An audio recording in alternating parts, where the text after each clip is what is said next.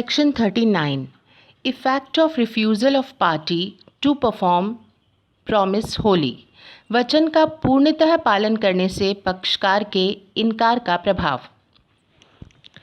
Section 39 ये बताता है कि अगर वो व्यक्ति जिसके सामने ऑफर ऑफ परफॉर्मेंस रखा गया है वो उसे पूरा करने से मना करता है तो क्या इफ़ेक्ट होने वाला है, परिणाम क्या होने वाला है। जैसा कि अभी तक हम चैप्टर जो डिस्कस कर रहे हैं चैप्टर नंबर 4, उसमें हमने सेक्शन 37 में हमने जाना था कि कॉन्ट्रैक्ट की पार्टीज़ के ऊपर ये ऑब्लिगेशन है कि वो कॉन्ट्रैक्ट को पूरा करेंगी या फिर उनके लीगल रिप्रेजेंटेटिव। सेक्शन 38 में आपने जाना था कि ऑफर ऑफ परफॉर्मेंस यानी संविदा को पूरा करने का प्रस्ताव रखा जाएगा। अब यहाँ हम ये देख रहे हैं कि एक पार्टी परफॉर्मेंस के लिए ऑफ़र रखती है और दूसरी मना करती है। देखिए एक्ट की language, when a party to a contract has refused to perform, जबकि संविदा के एक पक्षकार ने संविदा का पालन करने से इनकार कर दिया, मना कर दिया, और disabled himself from performing his promise in its entirely, और या फिर खुद को निर्योग्य बना लिया, डिसेबल बना लिया कि वो संविदा का पालन नहीं कर सकता। खुद को डिसेबल बनाने से यहाँ क्या मतलब है, जैसे मान लीजिए किसी लेक्चरर ने, किसी फैकल्टी ने प्रॉमिस किया एक इंस्टीट्यूशन में कि वो इस पर्टिकुलर सब्जेक्ट को यहाँ पर पढ़ाएंगे। टाइम दे दिया उन्होंने कि मॉर्निंग 10 to 12 जो क्लासेस हैं वो इस पर्टिकुलर इंस्टीट्यूट, प्रज्ञा इंस्टीट्यूट में क्लासेस ली जाएंगी। ये एक जो है प्रॉमिस उन्होंने किया फैकल्टी मेंबर ने। लेकिन वही टाइम कुछ समय बाद उन्होंने क्या किया, वो सब्जेक्ट अभी चल ही रहा है, अभी पूरा नहीं हुआ, और उन्होंने क्या किया, वही टाइम क्या कर दिया, दूसरी जगह पर दे दिया, दूसरे किसी संस्था में उन्होंने वही टाइम 10 to 12 दिया। इसका मतलब उन्होंने क्या किया कि डिसेबल बना लिया खुद को कि वो अपने प्रॉमिस को पूरा कर सकें, यानी कि 10 से 12 जो मॉर्निंग टाइम दिया गया था उस टाइम में आके वो क्लास ले सकें। ये उन्होंने क्या कर दिया, खुद को परफॉर्मेंस से डिसेबल बना लिया। तो यानी एक तरीके से उन्होंने क्या किया, कॉन्ट्रैक्ट को पूरा करने से मना कर दिया। जैसे कि इसमें आप इलस्ट्रेशन देखेंगे तो वहाँ बताया भी गया है कि सिंगर ने एक थिएटर ओनर से प्रॉमिस किया कि वो सिंगिंग का परफॉर्मेंस करेंगी, लेकिन उन्होंने लेटर ऑन ब्रीच कर दिया, यानी उन्होंने दूसरे किसी थिएटर ओनर के साथ कॉन्ट्रैक्ट किया सिंगिंग की परफॉर्मेंस का, तो वो प्रीवियस थिएटर में परफॉर्मेंस करने से अब डिसेबल हो गई। तो यहाँ पे क्या लाइन है, जहाँ की एक पक्षकार ने खुद को परफॉर्मेंस से डिसेबल बना लिया तो क्या होगा, दूसरे पक्ष के पास क्या अधिकार आएगा, the promisee may put an end to the contract. यहाँ प्रोमिसी कौन हो गया, एग्रीव्ड पार्टी, पीड़ित पक्ष, जिसने कि संविदा के पालन का प्रस्ताव रखा था, उसकी कोई गलती नहीं थी, फॉल्ट नहीं थी। ये क्या कर सकता है, अधिकार क्या है इसके पास, संविदा को समाप्त कर सकता है, क्योंकि दूसरे पक्ष ने क्या कर दिया है, संविदा को पूरा करने से मना कर दिया है। Unless he has signified by words और conduct his acquiescence in its continuance. अब ये अनलेस के बाद आप देख रहे हैं ये एक्सेप्शन बता दिया, अपवाद बता दिया। क्या बताया यहाँ पे, अपवाद की स्थिति कि, यानी अपवाद मतलब यहाँ वो स्थिति आ गई कि कब कॉन्ट्रैक्ट एंड नहीं माना जाएगा, संविदा को समाप्त नहीं मानेंगे। दूसरी पार्टी ने रिफ्यूज़ किया संविदा को पूरा करने से या खुद को परफॉर्मेंस से डिसेबल बना लिया, उसके बावजूद भी कॉन्ट्रैक्ट समाप्त नहीं हुआ। क्यों, क्योंकि प्रॉमिसी ने यहाँ क्या किया, अपने शब्दों द्वारा या आचरण द्वारा, बाय वर्ड्स और कंडक्ट, उसने उस संविदा को जारी रखने की अनुमति दे दी, सम्मति दे दी। जैसे इलस्ट्रेशन के रूप में हम देखते हैं, सिंगर और थिएटर ओनर के बीच में कॉन्ट्रैक्ट होता है कि 1 तारीख से 30 तारीख तक, पूरे 30 डेज तक डेली 2 आवर्स का परफॉर्मेंस सिंगिंग का किया जाएगा। सिंगर जो है वो परफॉर्मेंस करेंगी और इसके लिए रेम्यूनरेशन तय हो गया। अब यहाँ पे सिंगर ने 7 डेज का परफॉर्मेंस इस थिएटर में किया।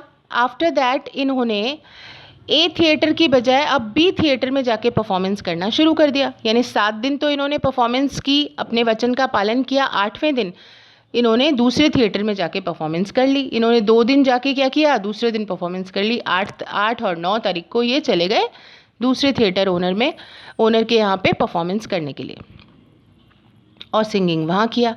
अब यहाँ इन्होंने क्या कर लिया, खुद को डिसेबल बना लिया, यानी वो कॉन्ट्रैक्ट परफॉर्मेंस नहीं कर रहे हैं पहले वाले थिएटर ओनर के साथ, तो यहाँ वो प्रीवियस थिएटर ओनर के पास क्या राइट है, वो संविदा को समाप्त कर सकता है। लेकिन अगर इसने संविदा को समाप्त नहीं किया, 2 दिन बाद वो सिंगर 8 और 9 तारीख के बाद वापस वो क्या कर रही हैं, प्रीवियस थिएटर में ही आ रही हैं 10 तारीख को और परफॉर्मेंस करना स्टार्ट कर देती हैं सिंगिंग का।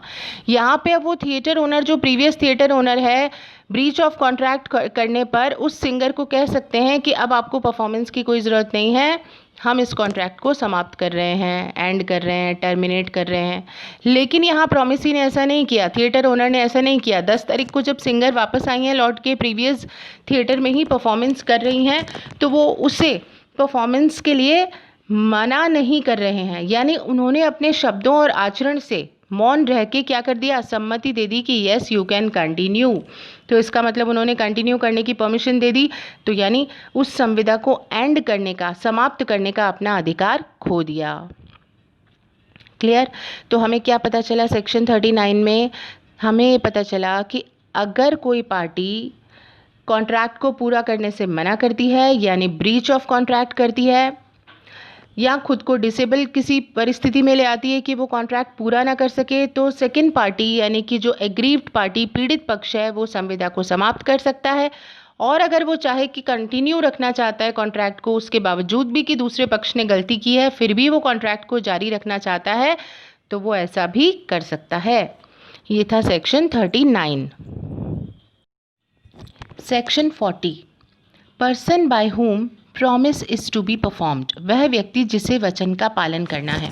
आपने सेक्शन 37 में भी देखा था कि पार्टीज़ जो हैं कॉन्ट्रैक्ट की, वो ही कॉन्ट्रैक्ट का परफॉर्मेंस करने के लिए लायबल हैं, और कुछ पोजीशंस ऐसी हैं जिसमें कि उनके लीगल रिप्रेजेंटेटिव भी कॉन्ट्रैक्ट को पूरा कर सकते हैं। तो यहाँ सेक्शन 40 में देखिए कौन कॉन्ट्रैक्ट को पूरा करेगा। If it appears from the nature of the case, यदि संविदा की प्रकृति से ये प्रतीत होता है, कॉन्ट्रैक्ट के नेचर से ये पता लगता है, that it was the intention of the parties to any contract, पक्षकारों का आशय प्रतीत होता है, इंटेंशन शो होता है, that any promise contained in it should be performed by the promiser himself, कि कॉन्ट्रैक्ट में जो वचन दिया गया है, प्रॉमिस किया गया है, उसे पूरा कौन करेगा, खुद प्रॉमिसर करेगा। अगर कॉन्ट्रैक्ट की टर्म्स एंड कंडीशन से हमें पता लगता है कि यहाँ कॉन्ट्रैक्ट को पूरा करने की जो बात है वो केवल प्रॉमिसर के ऊपर ही है, कॉन्ट्रैक्टिंग पार्टी पर ही है, तो ऐसी स्थिति में such promise must be performed by the promisor. ऐसा प्रॉमिस कौन पूरा करेगा, केवल प्रॉमिसर ही पूरा करेगा, उसकी जगह कोई और पूरा नहीं कर सकता। In other cases, the promisor or his representative may employ a competent person to perform it.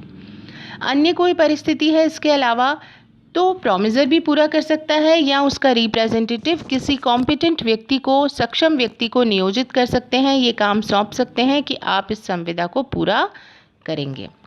तो सेक्शन 40 में 2 बातें हैं। अगर कॉन्ट्रैक्ट का नेचर ऐसा है कि उसी पक्षकार को पूरा करना है, जैसे राइटर को बुक लिखनी है, पब्लिशर और राइटर के बीच में कॉन्ट्रैक्ट हुआ है कि ये पर्टिकुलर राइटर को ये किताब लिखनी है, तो यहाँ कॉन्ट्रैक्ट का नेचर ही इस प्रकार का है कि उस पार्टी को ही कॉन्ट्रैक्ट पूरा करना पड़ेगा, राइटर को ही किताब लिखनी पड़ेगी, वो किसी और से ये काम नहीं करवा सकता। लेकिन अगर ऐसा इंटेंशन नज़र नहीं आता, कॉन्ट्रैक्ट का नेचर इस प्रकार का नहीं है कि प्रॉमिसर यानी कॉन्ट्रैक्टिंग पार्टी ही पूरा करे, तो फिर लीगल रिप्रेजेंटेटिव्स या किसी अन्य के माध्यम से भी उस कॉन्ट्रैक्ट को पूरा करवाया जा सकता है। Section 41, effect of accepting performance from third person, अन्य व्यक्ति से पालन प्रतिग्रहित करने का प्रभाव। जैसा कि आपने सेक्शन 40 में जाना था कि कॉन्ट्रैक्टिंग पार्टी या उनके लीगल रिप्रेजेंटेटिव या जिस व्यक्ति को उन्होंने काम सौंप दिया, कॉम्पिटेंट व्यक्ति, वो भी संविदा को पूरा कर सकते हैं।